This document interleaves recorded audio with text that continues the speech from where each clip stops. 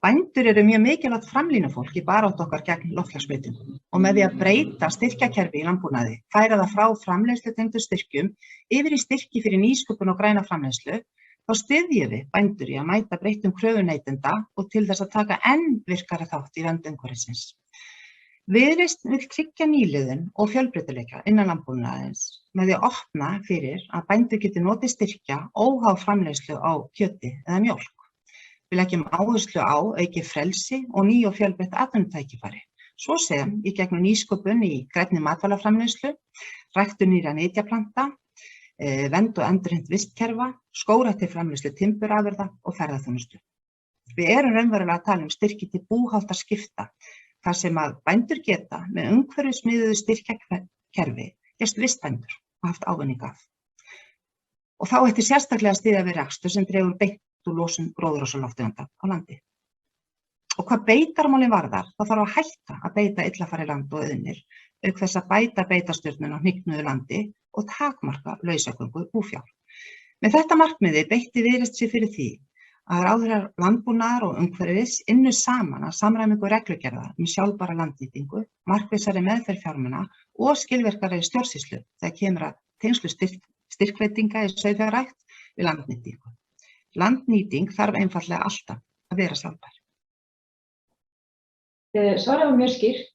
Þau vilja breyta styrkjakerfi án þess að rýra tekjumöguleika bænda og vera með hag neytenda og bænda í huga.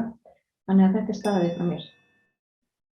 Já, það tekið fram hvernig á að breyta kerfinu til að styðja áherslur í loftslagsmálum og sjálfbæra landnýtingu almennt sem jákvætt. Það skilgreint hvernig styrkir eiga að spila inn í kerfisbreytingarnar og tryggja að áherslurnar komist í verk. Og það einnig gott að hafa skýrt að takmarka lausagangu búfjár, þannig að þetta svarar spurningunni og þetta bara gott svar. Sjálfstæðisflokkurinn leggur áherslu á að efla fjölbreyttan og sjálfbæran landbúnað. Opinber stuðningur á að miða að því að samþætta landnýtingu og umhverfisvæna starfsemi í landbúnaði og styrkja rekstrargrunn. Undir forystu flokksins var endurskoðun á rammasamning almenn starfsskilyrði landbúnaðar milli ríkisins og bændasamtakanna lokið í febrúar síðastliðnum og með endurskoðun byggt undir framþróun og nýsköpun í framleiðslu með áherslu á aðgerðir í loftslagsmálum og fjölþætta stefnumótun. Markmiðið að íslenskur landbúnaður verði að fullu kolefnisjafnaður eigi síðar en árið 2040. Þetta verður gert meðal annars með því að byggja upp þekkingu á losun og bindingu kolefnis, vinna að bættri meðhöndlun og nýtingu aðfanga og áburðar, minni sóun, markvissari jarðrækt og aukinni sjálfbærni. Það verður ekki deilt að loftslagsmálin munu leika lykilhlutverk í þróun íslensks landbúnaðar eins og samfélagsins alls og hér ekki ógnun að ræða heldur tækifæri fyrir bændur til að ná fram aukinni hagkvæmni og arðsemi og opinber stefna í landbúnaði verður að taka mið af þessu. Þetta fall. Þrátt fyrir innihaldsríkt og vel skipulagt svar, þá nægir það ekki. Það eingöngu talað kolefnisjöfnun en ekki það sem við verðum að fara í sem verulegur samdráttur í losun. Vissulega gott að efla fjölbreytileika og stefna að kolefnishlutlausum landbúnaði, en hins vegar uppfærðu styrkirnir ekki í samræmi við þessi markmið. Þannig að þetta fall einhver frá mér. Við í Framsókn lítum svo á að Ísland sé land tækifæranna þegar það kemur að matvælaframleiðslu og við höfum lagt áherslu á liðnum árum að það sé fjölbreyttari landnýting, fjölbreyttari nýting lands til þess að rækta nytjaplöntur, auka grænmetisframleiðslu og fleira í þeim dúr. Við sjáum fyrir okkur að landbúnaðurinn með því að auka kolefnisbindingu, auka landgræðslu og slíka hluti getur orðið hluti af lausninni á loftslagsvandanum okkar. Við höfum þá trú að GróLind, verkefni sem að bændur og landgræðslan eiga saman og hafa verið að nýta til þess að stýra beit sé gott stýritæki sem við höfum mikla trú á að gangi eftir. En með öðrum orðum, landnýting og ræktun bæði nytjaplanta og búfjár á sjálfbærum grunni er leið okkar fram á við og við sjáum tækifæri í aukinni matvælaframleiðslu. Já, það jákvætt að landbúnaðurinn eigi að vera hluti af heildarlausninni og nauðsynlegt og nauðsynlegt að auka áherslu á ræktun grænmetis. En það ennþá óljóst hvernig á að framkalla þetta. Það ekki tekið fram hvaða breytingar þurfa að eiga sér stað, þannig að þetta annar kolllengur frá mér. Þetta svaraði því miður ekki spurningunni. Það vantaði töluvert mikið innihald í svarið. Grólendi vissulega gott verkefni og gott að minnast á það, en ríkisstjórnin hefur enn ekki getað sett reglugerð sjálfbæra landnýtingu þrátt fyrir það. Þannig að þetta líka fallið frá mér. Miðflokkurinn leggur áherslu á að það sé umhverfisvænt að framleiða matvæli eins nálægt markaðnum og unnt er. Það sé ekki umhverfisvænt að flytja matvæli langa vegalengdir á fjarlæga markaði. Ísland er harðbýlt land og matvælaframleiðsla hefur hér notið ákveðna styrkja, svo sannarlega, sem þó ekki nema brot af því sem tíðkast víða erlendis. Ef okkar helstu samkeppnislönd hætta niðurgreiðslum til landbúnaðar, munum við eflaust gera það líka. Styrkjakerfi landbúnaðar hefur ekki áhrif á kjötneyslu. Kjöt yrði samt sem áður flutt inn frá öðrum löndum með tilheyrandi kolefnisspori. Miðflokkurinn hefur lagt fram tillögu fjórföldun skógræktar með hraðvöxnum trjátegundum svo Íslendingar getum lagt ríkulega til kolefnisbindingar. Með stóraukinni skógrækt unnt að ná margvíslegum umhverfislegum markmiðum samtímis. Hér á landi eru kjöraðstæður fyrir umhverfisvæna og sjálfbæra matvælaframleiðslu. Þegar horft er til sauðfjárbeitar á hálendinu verður að horfa til þess að taka mið af hverju svæði fyrir sig með tilliti til ágangs- og gróðurframvindu, veðurs- og gróðurfars síðustu áratugi. Þessa vinnu þarf að vinna í samstarfi við heimamenn og það er mikilvægast, sem hafa þekkingu á einstökum svæðum. Það er eins og endranær mestum vert að ná að vinna saman umhverfisvænni framtíð fyrir alla landsmenn, en ekki etja saman ólíkum hópum. Við þurfum sátt bestu umhverfislegu lausningar.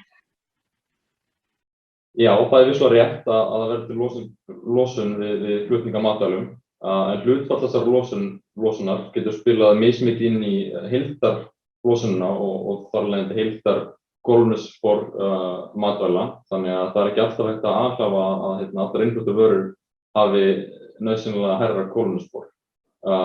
Það er ekki víst hvort að styrkjakerfið hvetur til aukningar kjötneyslu eða ekki, og eins og það er þá leyfir það ekki raunveruleg eftirspurn í kerfinu að ráða framboðinu. Þetta er falleinkunn frá mér. Kolefnisbinding eða kolefnisjöfnun og fjarlægð frá mörkuðum nægir ekki nærri því til þess að taka á þeirri miklu losun sem hlýst af landbúnaði í þeirri mynd sem hann stundaður í dag.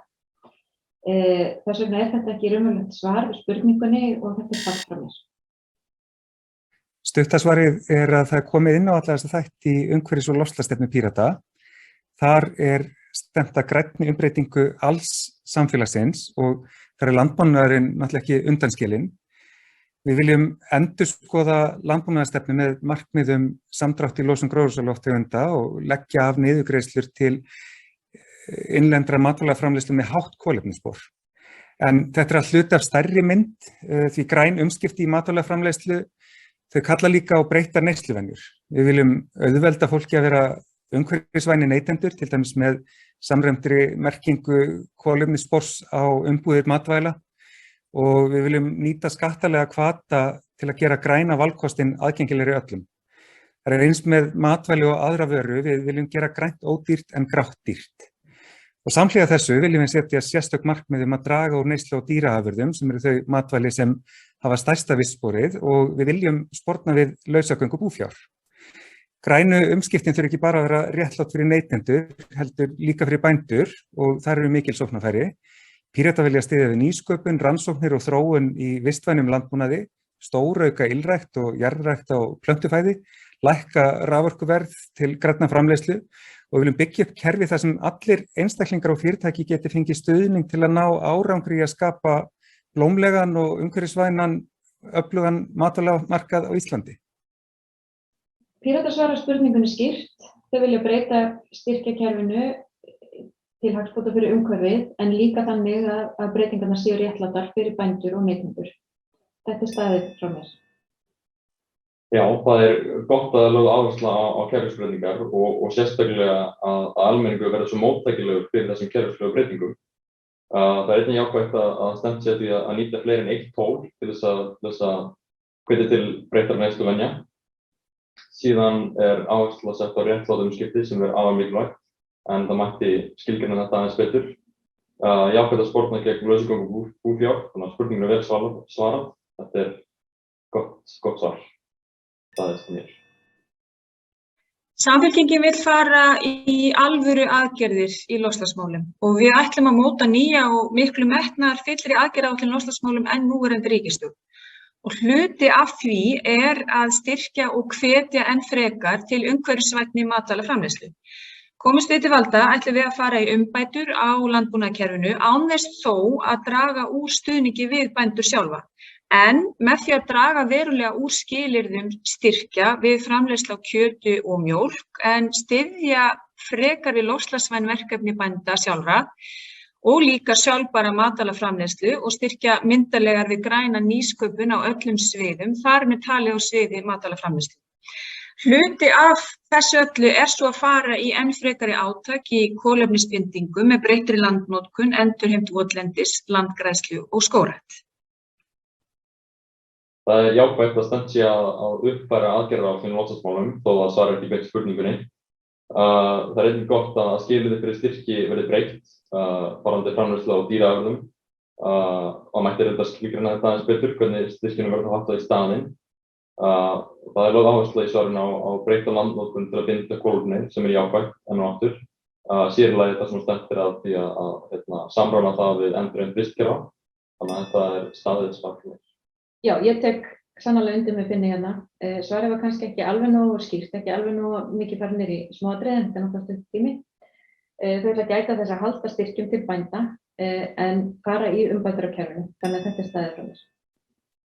Það grundvallaratriði að mati okkar Vinstri grænna að íslenskur landbúnaður sé stundaður í sátt við íslenska náttúru og þar sjálfbær þróun og kolefnishlutleysi greinarinnar lykilatriði. En til þess að ná þessum markmiðum þá þurfum við að breyta kerfunum. Og í fyrsta lagi langar mig að nefna við þurfum að klára metnaðarfulla reglugerð sem á að tryggja sjálfbæra nýtingu lands byggt á þeim lögum sem sett voru núna 2018. Og reglugerðum gæðastýringu í sauðfjárrækt sem þarf að byggja á fyrri reglugerðinni sem ég nefndi og þarna þurfum við að horfa til leiðbeininga okkar færustu vísindamanna með það grundvallarsjónarmið að markmiði að við göngum ekki á gæði náttúruna. Það að segja við ofnýtum ekki landið, ekki frekar fiskinn í sjónum. Þannig að ef eitthvað land til dæmis talið óbeitarhæft, þá hættum við að beita það og friðum það, lögum það og þá getum við síðan séð hvort það sé hægt að beita það á nýjan leik. Búvörusamningunum þurfum við líka að beita í þessu skyni. Það að segja að auka styrki til þess að laga land sem illa farið, endurheimta og stunda landgræðslu og þarna geta bændur verið lykilaðilar í að taka þátt í þeirri vegferð.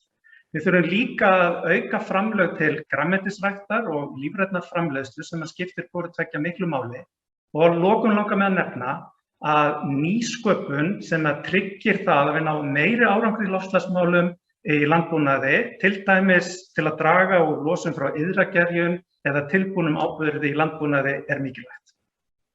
Hér mikið rætt kolefnishlutleysi og kolefnisjöfnun en því verður alls ekki hægt að ná án verulegs samdráttar og það því miður ekki samfærandi hvernig rætt það í þessu svari. Það talaði reglugerð sjálfbæra landnýtingu en Vinstri græn hafa haft allt kjörtímabilið til að gefa út þessa reglugerð. Aðferðir við að draga úr losun með til dæmis nýsköpun í iðragerjum. Þetta mjög stutt á veg komið og skiptir ekki máli til að draga úr losun á næstu 9 til 20 ári. Þannig að þetta fært frá mér. Já, það gott að þessi stefnt á því að hlusta á vísindin. Það svona grunngildi sem mikilvægt að hafa í loftslagsmálunum þegar verið að móta aðgerðir. Það jákvætt einnig að stefnt sé að kerfisbreytingum á fleiri en einn hátt, þá má nefna bæði með reglugerðum gæðastýringu og breyttum búvörusamningum, þó að mætti skilgreina hvaða nákvæmlega þessar breytingar hvaða mynd þessar breytingar myndu taka á sig. Og það gott að auka styrki til endurheimtar og landgræðslu, þó að mætti aftur skilgreina þess betur hvernig styrkjunum fyrir framleiðslu til dæmis að dýraafurðum verði breytt. Þetta svona nögt staðisvar fyrir mér. Flokkur fólksins vill alls ekki þvinga bændur til eins eða neins. Margir þeirra búa við kröpp kjör nú þegar og hafa gert lengi. Við viljum hins vegar fjölga tækifærum í landbúnaði með nýsköpun, til dæmis með niðurgreiðslu á raforkuverði og laða þannig bændur í auknum mæli til að rækta hér hreinasta heimsins besta grænmeti og ávexti með okkar einstöku og hreinu orku. Við viljum auðvitað setja hömlur og beit á mjög viðkvæmum svæðum á hálendinu og endurheimta votlendi þar sem að framræst land ekki nýtt til landbúnaðar, auk þess að efla skógrækt. Við styðjum fjölbreytta og umhverfisvæna matvælaframleiðslu sem kemur bæði bændum og neytendum til góða. Flokkur fólksins vill ekki þvinga bændur og líklega má túlka það þannig að þau vilja breyta styrkjakerfinu þannig að bændur geti haft miklu fjölbreyttari möguleika á að nýta sitt land heldur en eingöngu að framleiða kjöt og mjólk. Þannig að það mjög jákvætt. Það ekki alveg nógu skýrt svarið og það örlítið afvegaleiðandi. Þannig ég verð að segja, jákvætt líka að þau hugsa bæði bændur og neytendur. Þannig ég verð að segja að þetta sé mjög naumlega staðið frá mér. Já, ég tek undir með Auði að það jákvætt að stefnt sé að þvinga ekki bændur til þess að framleiða einhvern ákveðinn hátt. Ég ætla að tekja þannig líka að það sé áfram að breyta styrkjakerfinu á þann hátt. Einnig gott að stýra í beit á viðkvæmum svæðum og að endurheimta, sérlega áhersla á að endurheimta ónýtt framræst votlendi. Það bara lykilatriði í því að draga saman stærsta losunarþátt Íslands. Samt sem áður ekki nógu vel skilgreint hvernig á að framkvæma þessar breytingar sem þarf til þess að auka þessar áherslur sem minnst á. Þannig að þetta ekki alveg fullnægjandi fyrir mig. Já, svo sannarlega. Við viljum lýðræðisvæða allt kerfið, landbúnaðarkerfið, þannig að bændur fái meira það að segja hvernig framleiðslunni háttað. Við viljum stór auka matvælaframleiðslu og þar einmitt bændur hafa sýnt svo mikið frumkvæði og hugmyndaauðgi í alls konar framleiðslu. Við viljum efla byggðirnar þannig að fólk geti búið hvar sem það vill og ræktað landi þar sem það vill og gera því kleift að gera það og við viljum stuðla að sjálfbærni og nú ætla ég að vitna í ykkur í Landvernd því að ég svo sammála ykkur hvað sjálfbærni. Það það að allir, hvaða aldri sem þeir eru, hvar sem þeir búa, hafi aðgang að hreinu vatni, hollum mat, húsaskjóli, heilbrigðisþjónustu og menntun. Það gott að áhersla verður lögð á að leyfa bændum að hafa meira frelsi til þess að hafa eitthvað að segja hvað framleiða. Það jákvætt. En það hins vegar ekki verið skilgreint hvernig á að gera það. Það þetta komið betur fram í svarinu. Það ekki útskýrt hvaða breytingar verða gerðar til þess að framkalla þetta aukið frelsi bænda í framleiðslu. Og aðgerðir til þess að vinna gegn lausagöngu búfjár eru heldur ekki nefndar. Þannig að það stendur ekki alveg hjá mér. Já, þarna erum við Finnur ekki alveg sammála. Mér finnst svarið nokkuð skýrt. Það tekur einnig ríkt tillit bæði til bænda og neytenda. En ég sammála því að það mætti vera farið meira aðeins út í smáatriðin. Ég myndi segja að þetta nudd staðist hjá mér.